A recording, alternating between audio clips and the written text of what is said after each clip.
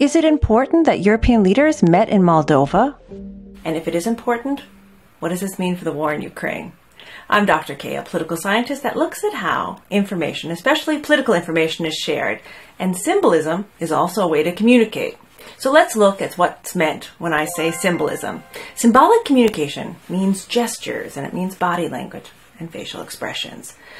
The research argues that about 55% of all communication stems from the nonverbal. Building on this, political communication uses a lot of symbolism because gestures and body language can communicate meaning that would otherwise take too long to explain. Think about the facial expressions of leaders when they meet Ukraine's President Volodymyr Zelensky. When Zelensky traveled to Brussels in February 2023 to meet with EU leaders, Hungary's Viktor Orban refused to look at him and refused to clap, making pretty clear his feelings for Zelensky, if not for Ukraine. And the first time President Zelensky left Ukraine, there was also big symbolism in his destination in late 2022. His first trip was to the US, and that gesture shows what an important ally the US is for Ukraine. But you also have to be careful interpreting gestures and symbols. They can be manipulated. France's Emmanuel Macron is constantly being photographed near, next to, and even around Zelensky.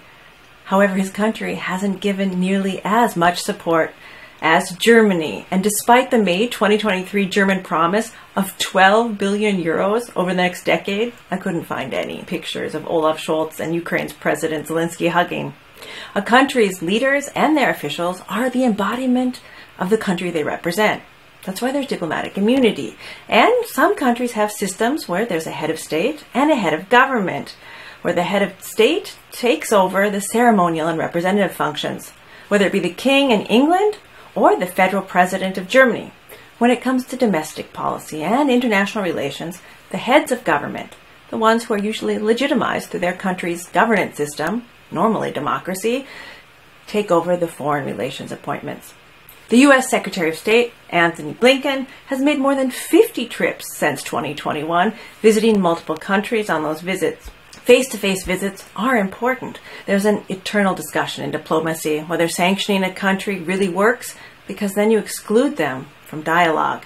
And many people believe that only through dialogue you can reach the goals of modern diplomacy.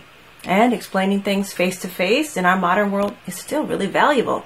That might be why South Africa's President Cyril Ramaphosa announced at the end of May, after his country said it would offer Russia's President Vladimir Putin immunity from the International Criminal Court's arrest warrant on him for war crimes, that South Africa will be sending some of its top government officials to visit G7 countries to speak with them personally about South Africa's position.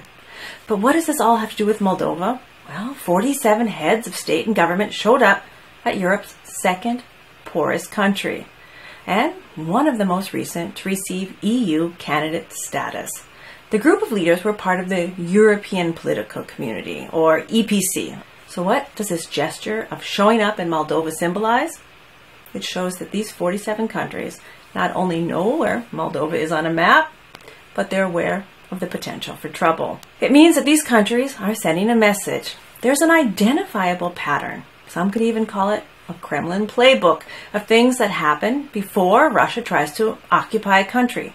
In 2008 in Georgia, in 2014 in Crimea and eastern Ukraine, and some of these narratives are appearing again in Moldova. Areas that are considered strategically important for Russia. Areas that, thanks to having hosted former Soviet military installations or Soviet deportation and repopulation politics, have large, non-indigenous, Russian-speaking populations. These areas are targets now.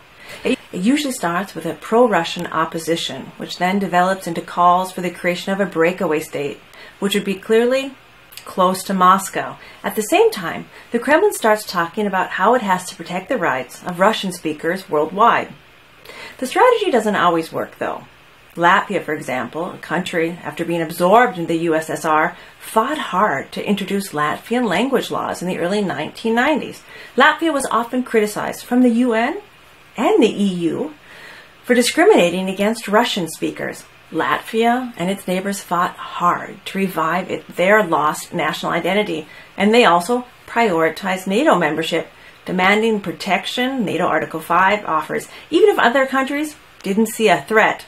Now Latvia no longer faces the danger of Russia arguing it has to protect Russian speakers thanks to the language laws and policy priorities. Moldova is set up, unfortunately, for a different scenario. With Russian-backed forces in the geographically separated area of Transnistria, the Russian pattern is appearing again. Moldova's government worries it'll be the next target for Moscow's aggression. That pro-Russian region, Transnistria, already declared its independence from Moldova in 1992, and it's been occupied by Russian peacekeeping troops ever since. Despite this frozen conflict, the EU has expressed its willingness to admit Moldova into the club, along with Ukraine, at some point in the future. The symbolism of global leaders showing up shows that the pattern's been identified, and the message is being sent that not only do these leaders know where Moldova is on a map, but they're going to support Moldova's right to territorial integrity, and that the mistakes made with Georgia and Crimea and the eastern part of Ukraine are not going to be repeated. And people who don't live in Crimea, eastern Ukraine, the eastern part of Moldova, they might be thinking, this sounds more like a you problem and not a me problem. But if these tenets of international relations, things like diplomatic immunity or territorial integrity, aren't respected and enforced by other countries, problems can be creeping up all over the world. What should you be watching for? When you look at events where leaders come together, look at the body language. It's always really interesting to watch for. But sometimes just the fact that they show up is also sending a message. Do you feel better informed? Well, make sure you like and subscribe to my channel.